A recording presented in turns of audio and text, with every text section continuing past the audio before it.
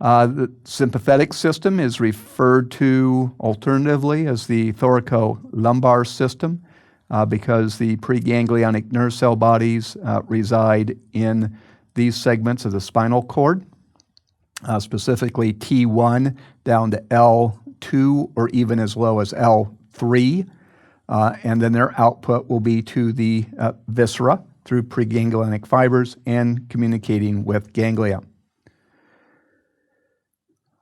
The segments T1 through T5, these nerve cell bodies reside in the intermediate gray horns. They will send axons out to the viscera in the head, neck, and thorax region.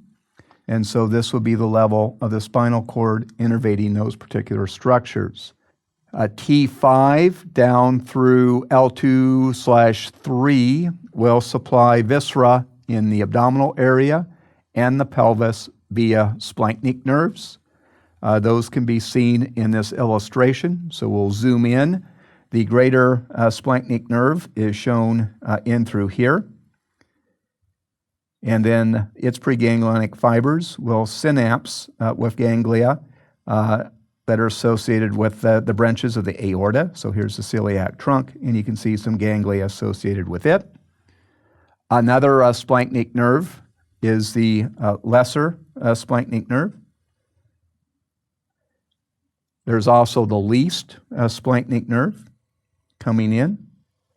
And then more inferiorly, we have the lumbar splanchnics, which are shown in through here. And then we have pelvic sympathetic splanchnic nerves shown here in green. These should not be confused with the pelvic splanchnic nerves associated with the parasympathetic division, which are coming off S2, 3, and 4. And those are shown in purple. Now, the mystery of the autonomic nervous system resides in the sympathetic outflow. How do you distribute the sympathetics outwards to the periphery or to maintain their distribution internally to viscera? We're going to have to break this down by the pattern of distribution.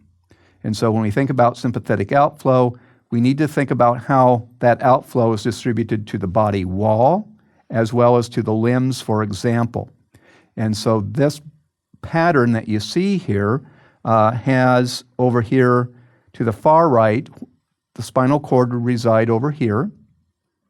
We have the anterior nerve root of the spinal cord, and it is distributing motor fibers out toward the periphery. And the fibers you see here in red are going to be sympathetics that we're going to kind of highlight and understand their route. We have this structure here, which is a white ramus communicans.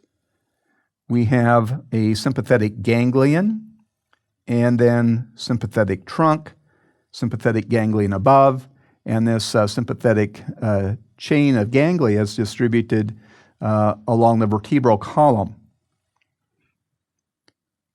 We also have this communication called a gray ramus communication, and then this more lateral component here is the spinal nerve that's going out toward the musculature and the skin of the body wall and the extremities.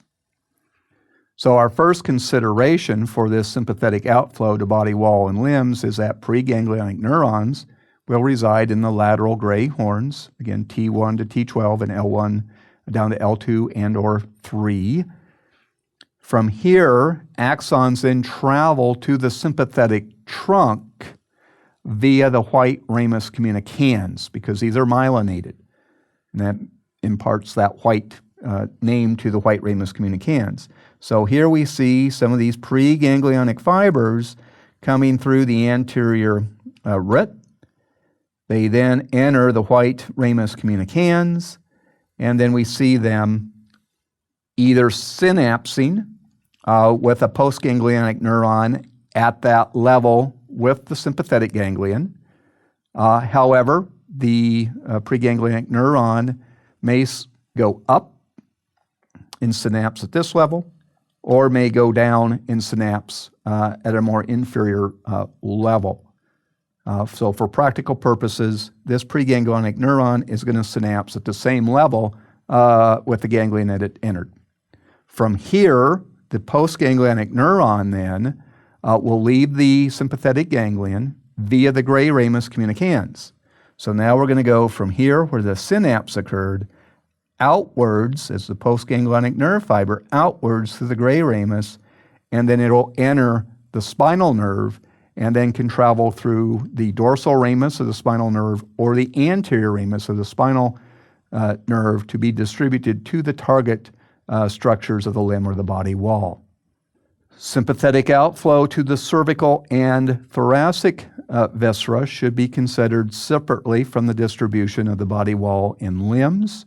Here again we have the same illustration. And so we are going to begin with that preganglionic neuron. The axons are traveling outwards through the anterior nerve root, through the white ramus communicans, and then they're going to synapse within the ganglion at or above the level at which they entered. So innervation to cervical and thoracic viscera, the preganglionic neuron will synapse at the level of the ganglion at which it entered, or will ascend and synapse at a higher level. The postganglionic neurons then will leave that ganglion where they synapse and then will travel outwards to the viscera. In many cases, they'll follow arteries, but in some cases, they'll travel more directly to that structure. So in this case, this preganglionic neuron is synapsing at a higher level, and then it leaves that synaptic ganglion to be distributed to a thoracic visceral structure or a structure more superior to that. Now we need to consider separately, yet again, sympathetic outflow to the abdominal pelvic viscera.